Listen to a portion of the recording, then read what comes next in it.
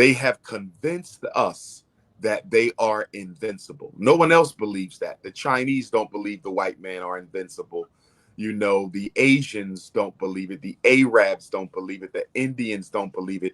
But we do, because they didn't go through the psychological dehumanization process of slavery and colonization as we did.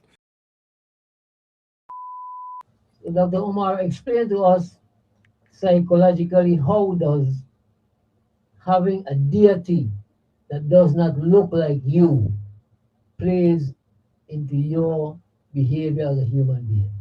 Well, I would say that the European Christ image has probably been the greatest tool towards the psychological colonization of African people. Because as I travel the world, that is one of the constant relics of European culture that I find almost everywhere I go, whether it's the Caribbean islands, throughout the continent of Africa, whether it's Europe, whether it's here in the States. The white image of God, and the fact that Black people are still comfortable having it. See, that's the greater issue. Why are we still so comfortable having the white image of the Creator in our homes, in front of our children, at the church? If you are content with a white image of God, you are also content with a white oppressor. You cannot love God in white flesh and be opposed to a white oppressor in European flesh. So that symbol, that white Jesus, is a good indicator of the political consciousness that the person has who owns that picture. It's like if you're looking for a wife, if you're dealing with a woman who's okay with a white image of Christ, that definitely cannot be the wife for you, the husband for you. Anybody comfortable with their enemy standing in and substituting for their deity is completely comfortable with white supremacy and domination.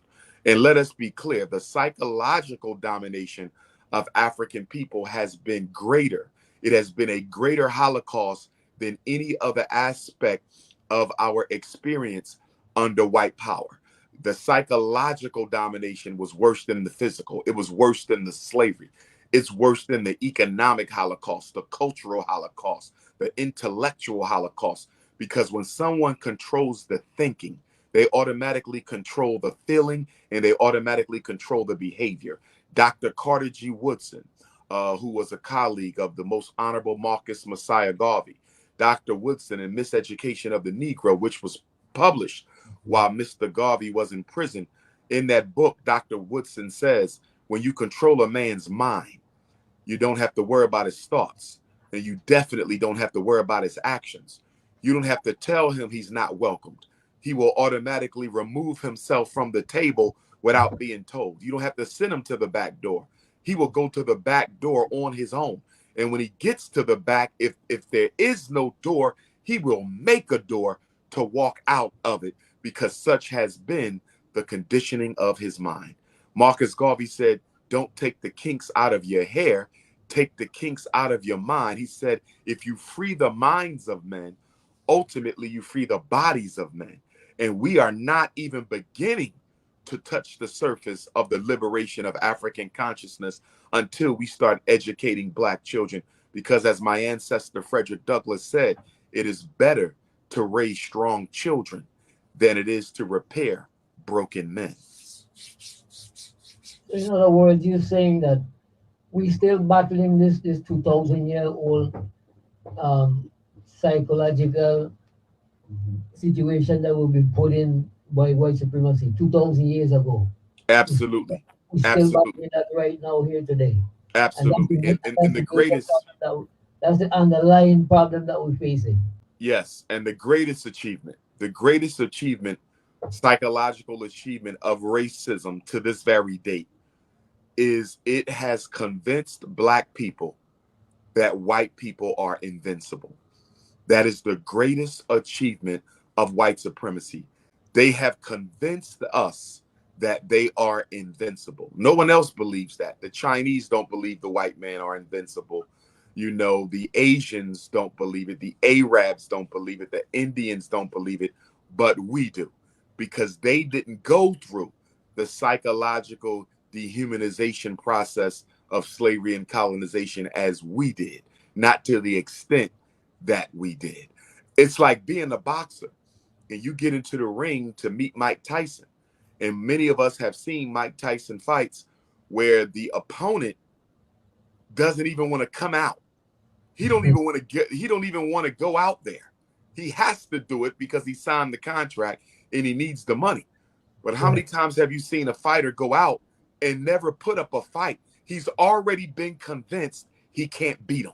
He's just going through the motions until he get knocked out.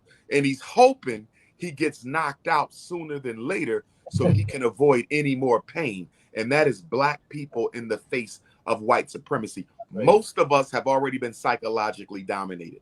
That's right. Most of us are already psychologically helpless, but we don't want to admit it.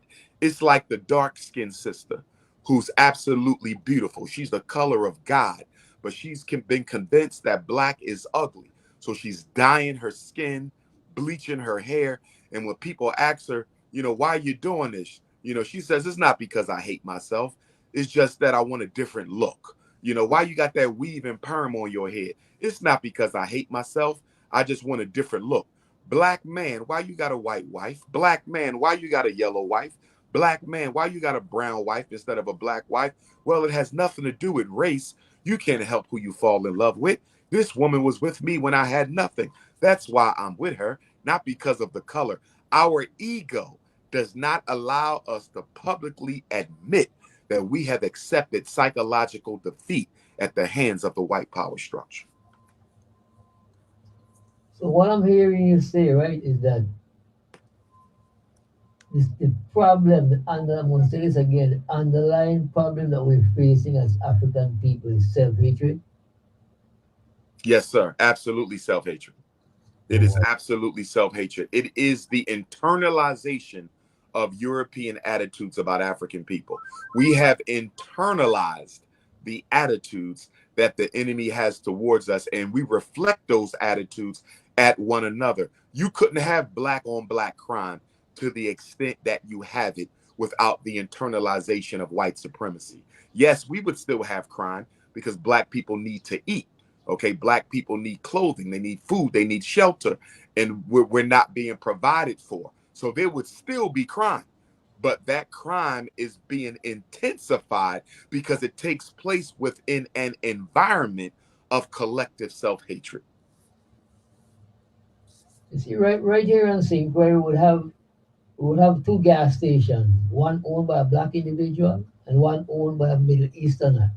And you can bet and show that a black man would rob that black gas station before he would go and rob the Middle Eastern gas station. And that's a fact here in the Virgin Islands. It's sad, but we've been taught that the European ice is colder.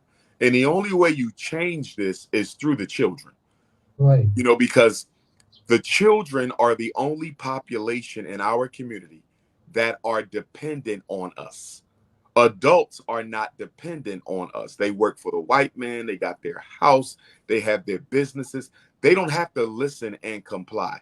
Children by nature look to the adults to guide them, to teach them, and to provide for them. So the only community or the only subset of our community whose behavior and thinking we can control if we decide to do so is the children. So it would be hard to recondition the adults, but it's very easy to recondition the children if we only get them as soon as we can, because if we're waiting until they're 25 and 30 years old, they may not be salvageable. You see, the human personality is largely set by 5. You're not likely to change who you are by 15. By the time you're 25, you're likely to die the person that you are.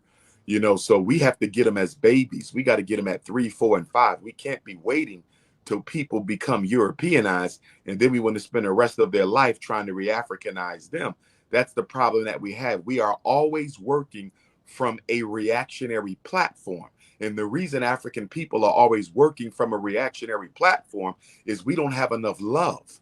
We don't have enough love to prevent problems from taking place.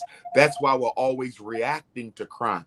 reacting to racism, reacting to poor medical care, reacting to destabilized economy, reacting to poverty. The reason we're reacting is we don't have enough love to prevent the problems that we're fighting. A lot of these problems could have been prevented had we been organized, but you got to love your people to organize your people, because you have to be tolerant, you have to be patient, you have to be humble, you have to be forbearing, you have to be apologetic to some extent when you're working with Black people. And it takes love to display those types of emotions. When you hate someone, when you have contempt for someone, you can't display patience, you can't display humility. So it is our lack of love that makes it so difficult for us to come together and organize.